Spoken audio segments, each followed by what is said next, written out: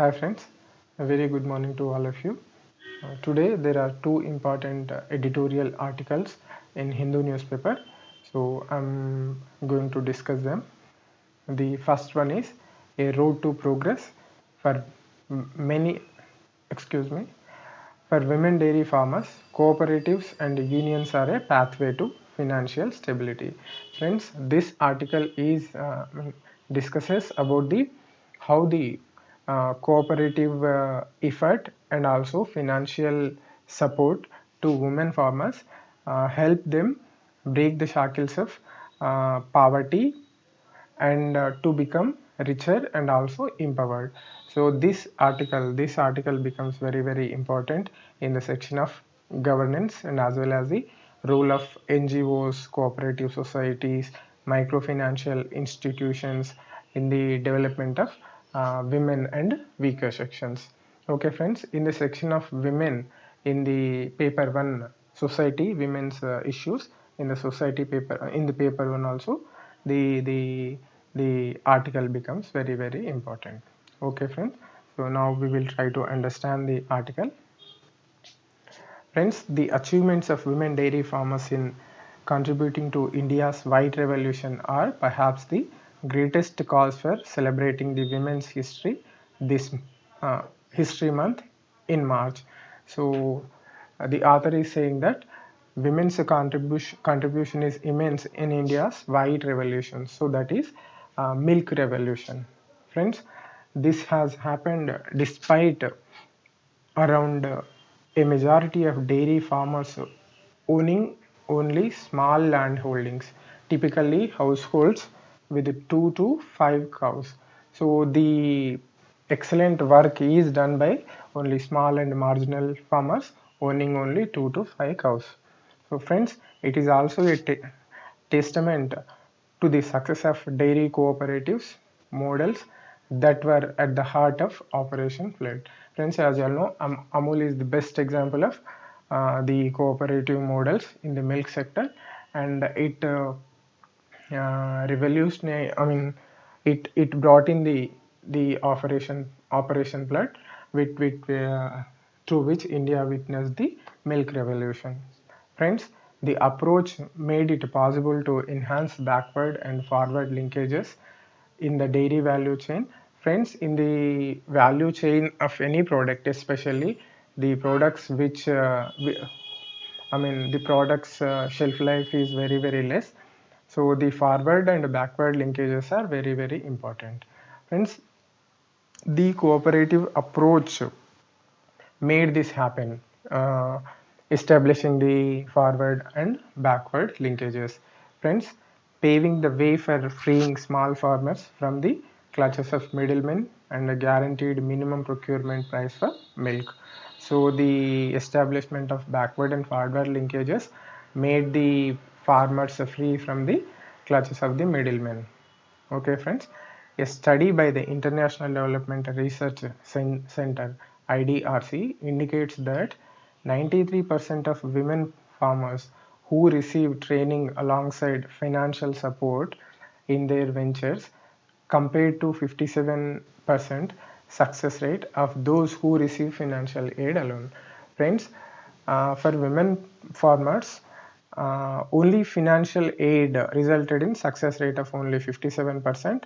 When the women were given both financial aid and training, the success rate is 93%. So the author is batting for here, including the financial aid to train the women farmers also. Okay, friends. Institutionalizing such inputs, the National Dairy Development Board now organizes farmers orientation programs across the country, under which women farmers are trained in scientific best practices on animal health, fodder quality, clean milk production, and accounts management. Okay, friends.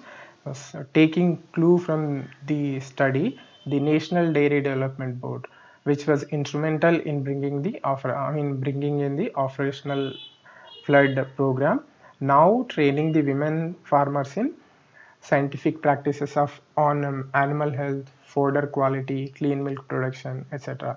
Friends, these are the things that should be taken care in the in the milk production also. Okay, friends. Uh, Enhanced incomes. According to the latest data, there are more than 1,90,000 dairy cooperative societies across the country with approximately 6 million women members. So the cooperative dairy sector has grown by leaps and bounds, and there are 6 million women members in 1,90,000 cooperative societies. Friends, a study conducted by Women Dairy Cooperative Society WDCS members across Rajasthan showed that with the income generated through dairying, 31% of the women had converted their mud houses to cement structures, and 39% had constructed concrete sheds for their cattle. So there is a lot of change. Some women have utilized their profits for construction of houses, and some other women um, try to provide good rearing conditions for their cattle.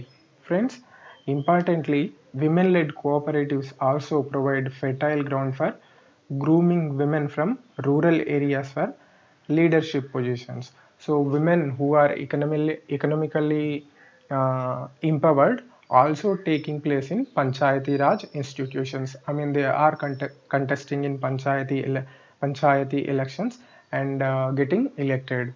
Okay, friends. In many instances, this becomes the first step for women in breaking free from traditional practices.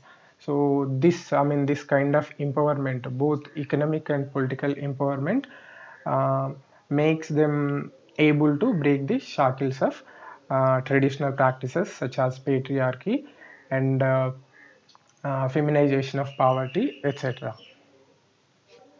Friends, this was amply demonstrated through the testimonials of women dairy farmers. Uh, those were given at a conference held by Department of Animal Husbandry and Dairying on the International Women's Day in the March. Okay, friends. Among the many stories that stood out, it was heartening to hear the account of Prem Bai from Rajasthan, who never had access to education or formal employment, but experienced a life transformation after she became a member of member of the Bilwara Milk Union. Okay, friends. She is now the main breadwinner in her family and recently bought 25 acres of land with the income she earned through dairy farming. So this is one of the success stories that were shared by the women of milk cooperative unions. Friends, another major challenge in this sector is information asymmetry among farmers. So there is not sufficient information available for the members of the cooperative society. Friends, stats indicate that small and marginal farmers have access to only 50 to 70% of the resources that large and medium farmers have.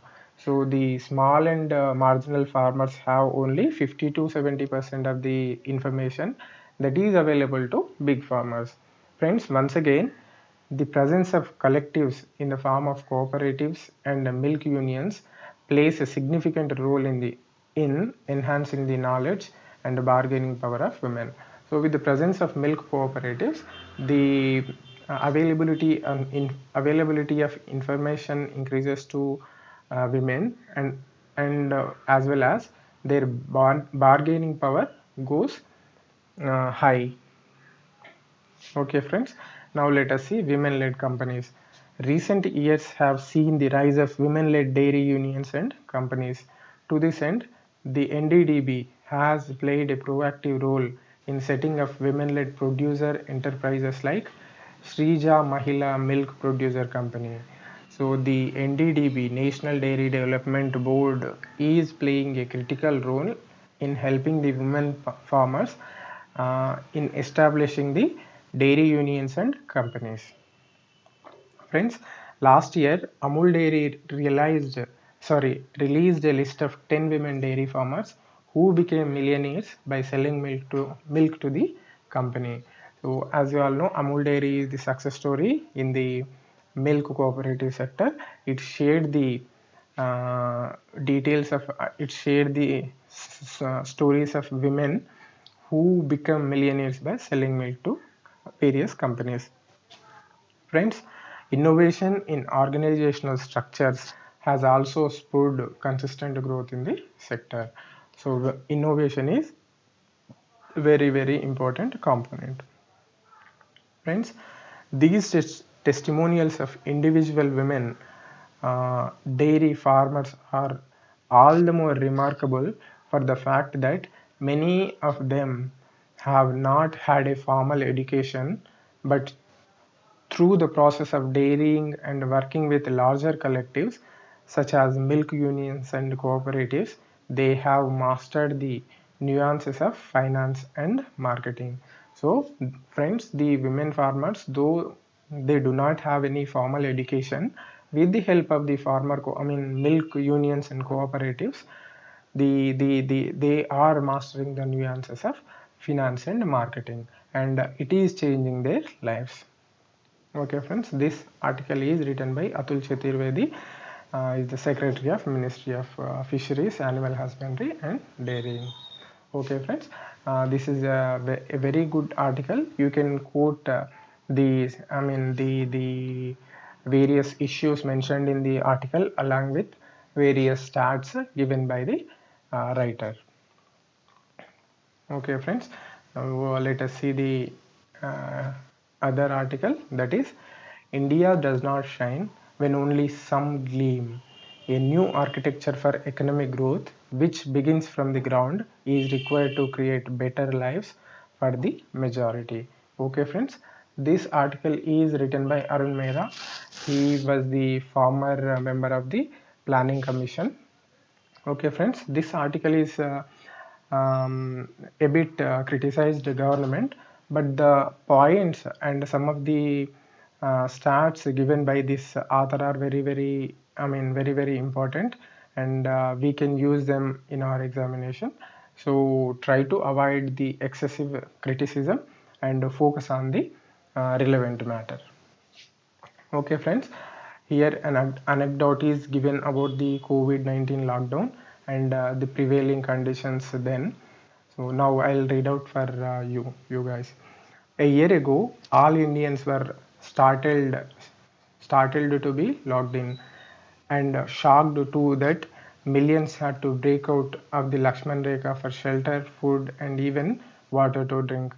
The novel coronavirus pandemic has exposed the precariousness of their lives. Relief was rushed for them, and vows taken that when the pandemic passes, we must build back better and create a new, more resilient, and more just economy. So that was the precarious situation when the lockdown was imposed, and later the the government has promised that we should build back better, and measures will be taken that such a situation will never occur again. Okay, friends. Now the author talks about the global indices. The country's march to a $5 trillion economy. The Indian government and its advisors are keen to recover the many lost quarters of GDP growth.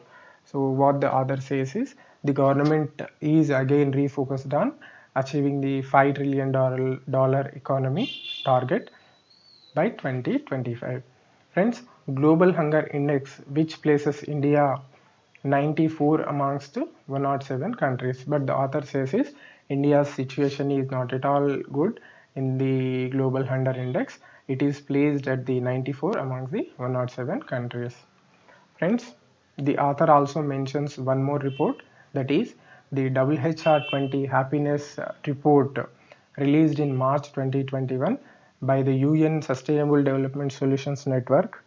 This compares citizens' own perceptions of their well-being in 153 countries. Friends, according to this report, Indian citizens are amongst the least happy in the world. India ranks a very low at 144th among 153 countries. So friends, this is the sorry state of India in some of the important global indices. Friends, the pandemic has revealed structural flaws in countries' economies. According to a report released by World Bank, while India's stock markets rose during the pandemic and the very rich became even richer, the number of people who are poor in India, that their income is less than $2 a day, is estimated to have increased by 75 million, that is 7.5 crores.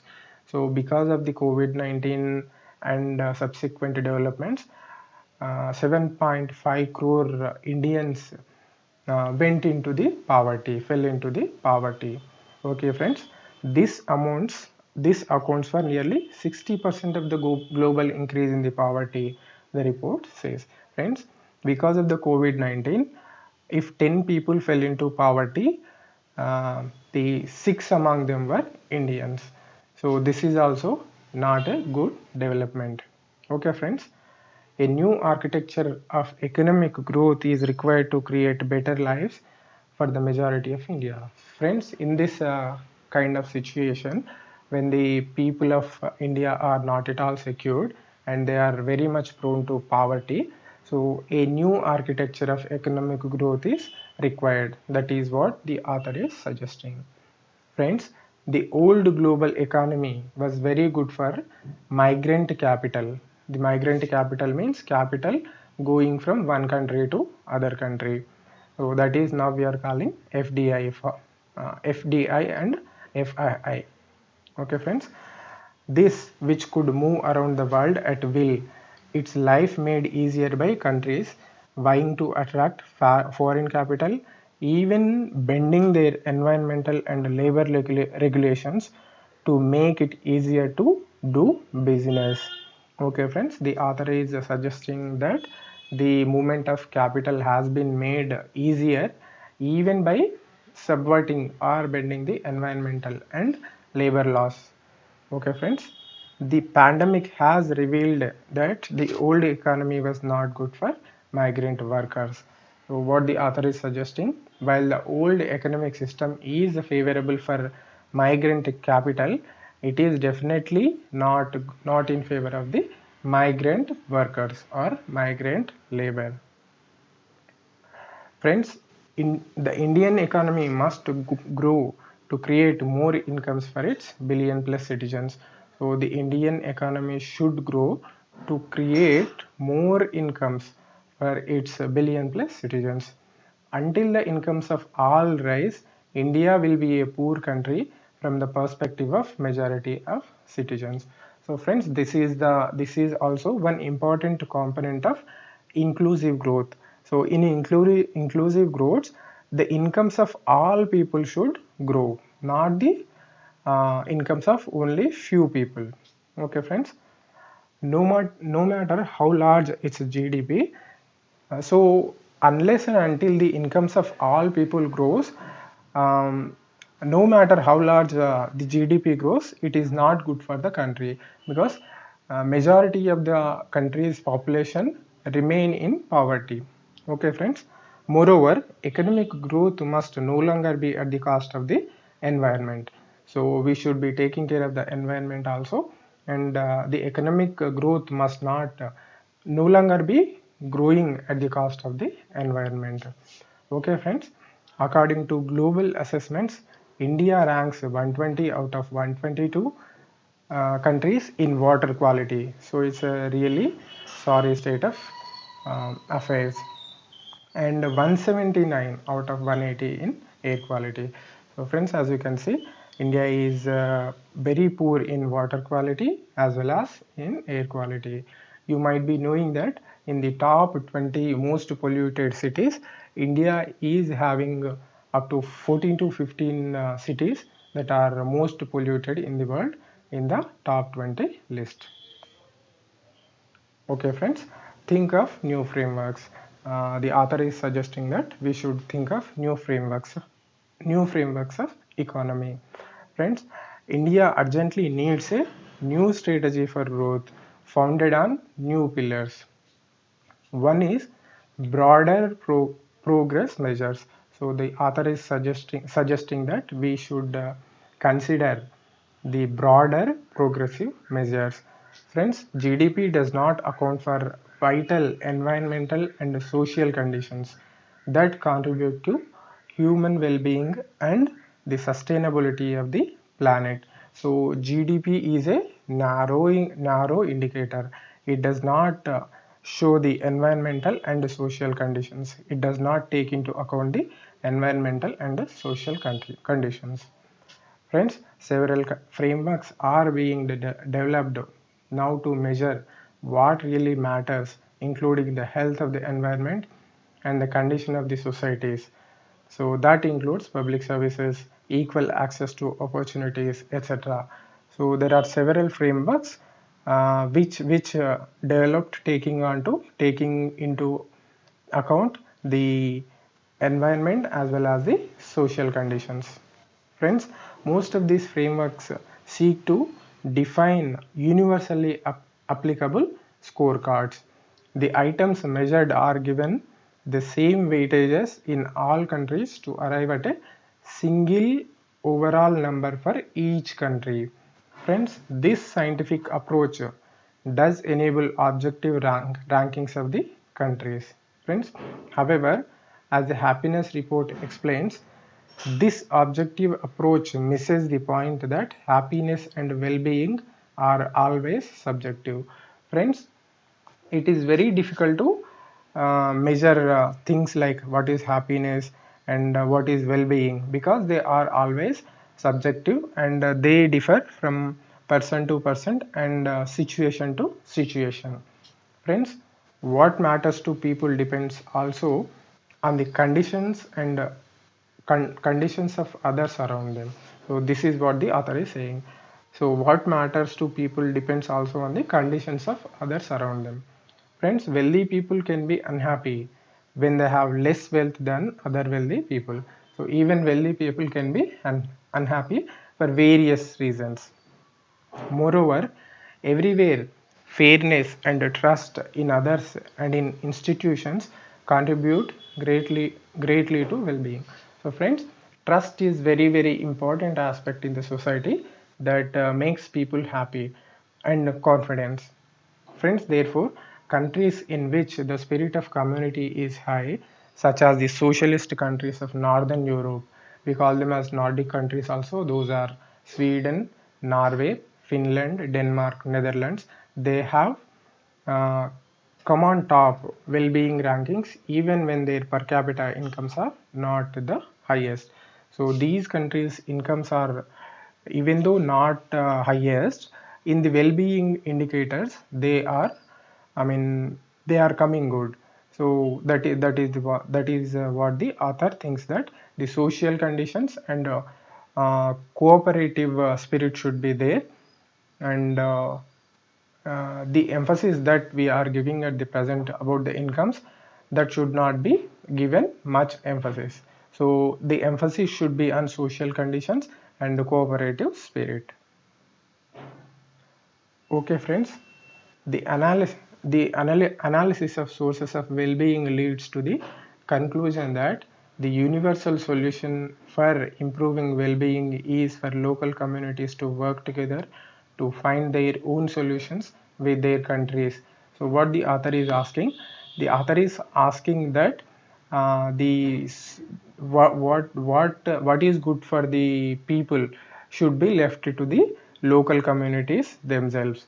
That is what the author is suggesting, friends, and in their villages and towns.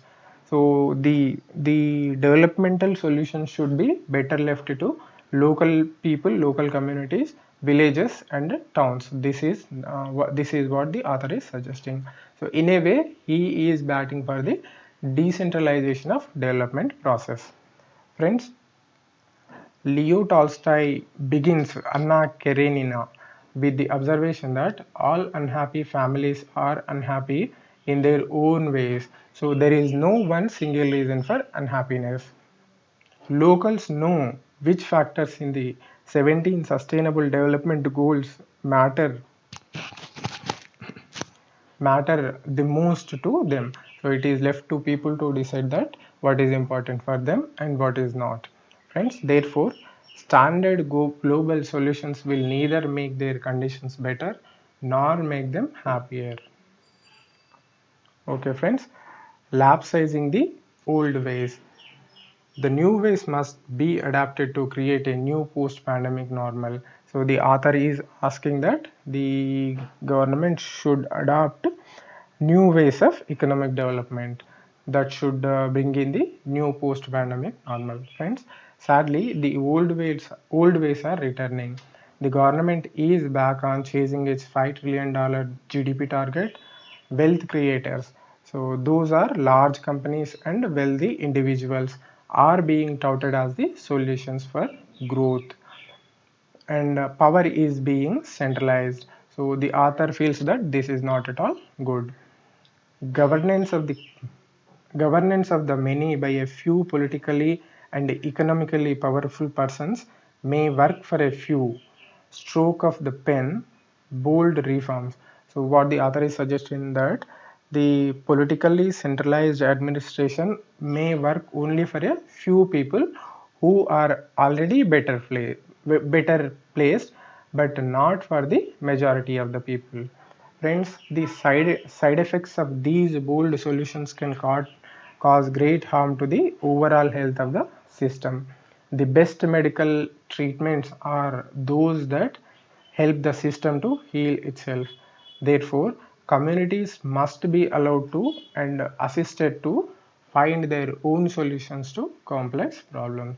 So, friends, this is what the author is suggesting, that so it should be left to the communities, that the solutions to their problems should be found by themselves. Okay, friends, what India and world need to create a better world post pandemic is a vaccine against indifference to the conditions of those less well off. So, friends, the author is suggesting that the conditions which creates the poverty for the majority of the people. So, I mean, the government and the policymakers are indifferent to those conditions. So the author wants that a solution should be found to that indifference. Friends, the backwardness of backward classes is their God-given lot, according to the religion of India's majority.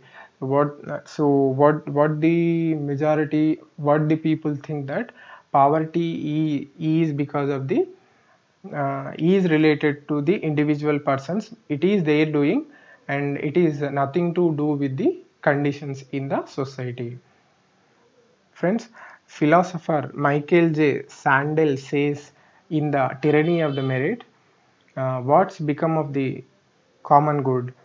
That the ideology of individualism, which believes that a person's successes and failures are entirely that person's own responsibility, is a disease that has infested societies in the West.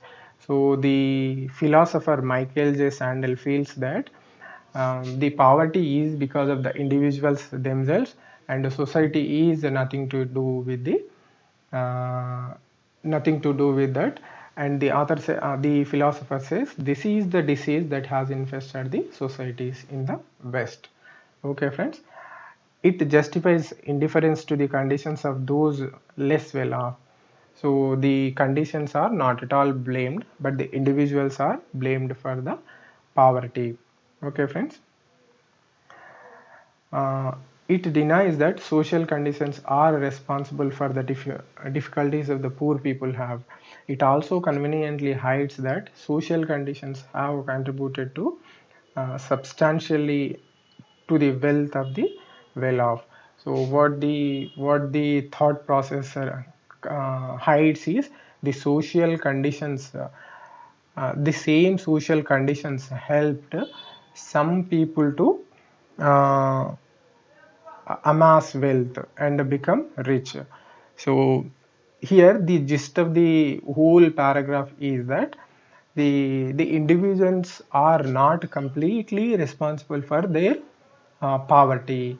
The conditions surrounding them, the situation prevailing around them is also responsible for the poverty.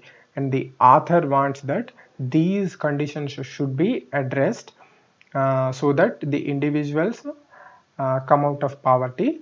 And it is better if the decision making power is given to the individuals, I mean the people of the locality or the village or town, to find out solutions to change these conditions and come out of poverty.